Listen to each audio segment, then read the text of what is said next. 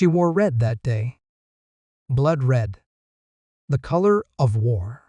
Her smile was a polished thing, sharp and hollow, like a blade hidden in silk. I hadn't been inside that restaurant since we signed the company's first contract over cheap sushi and warmsake. Back then, her hand shook when she signed. Back then, we were hungry, broke, and in love. Now she sat across from me at a white linen table, surrounded by people we used to call friends, now polished, distant, loyal to power, more than people. Her eyes glittered as she raised her glass. "To evolution," she said. I knew something was wrong before the first course.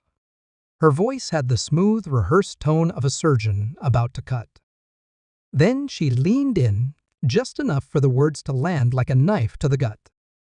"The company is going in a different direction." I nodded, slowly, smiled. These things happen.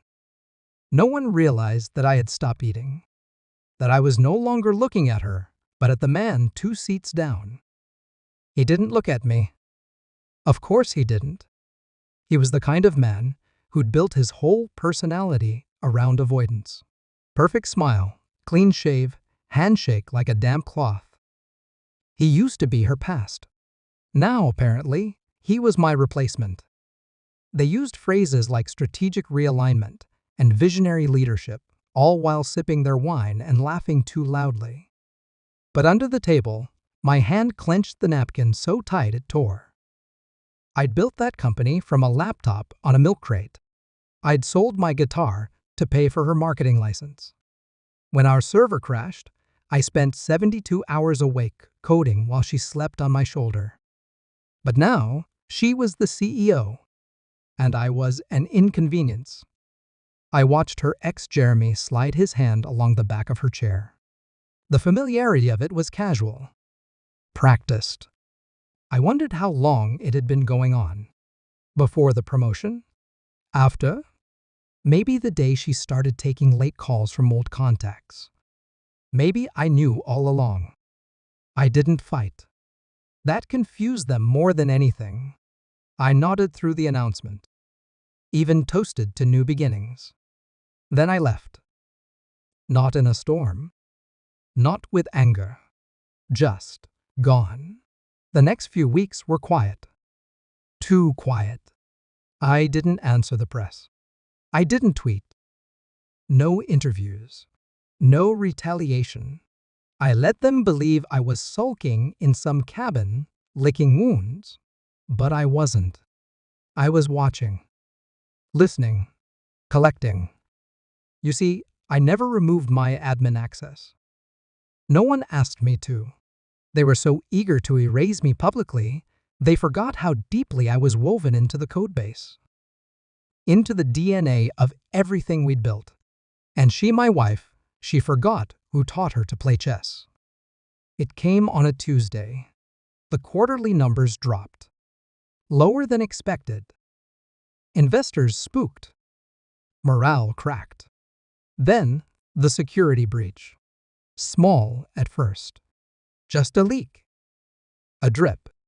Enough to show there were holes. Then came the documents. Time-stamped emails. Undeniable timelines.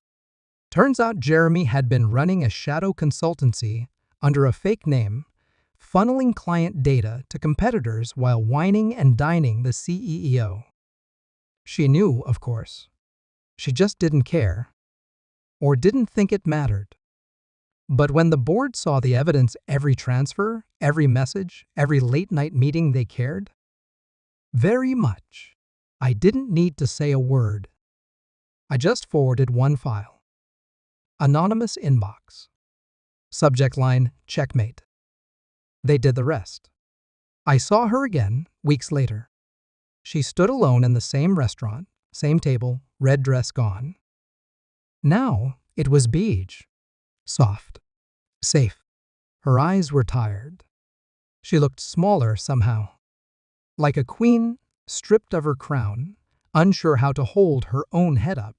"Was it you?" she asked quietly. I stirred my tea. "Does it matter?" She laughed, a hollow little thing. You know, I really did love you. I met her eyes. No, you loved the man who helped you become what you thought you wanted to be. That's not the same. She didn't argue. As I stood, she reached out, almost like she'd forgotten herself. So what now? I looked at her hand, pale, trembling. Now, I said, you rebuild. Or don't. She didn't follow me out.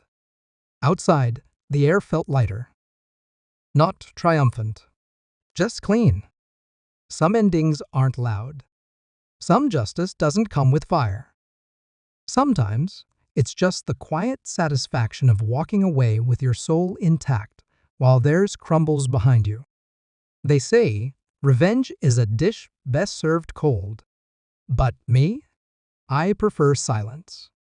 And letting people destroy themselves with the tools you handed them in love.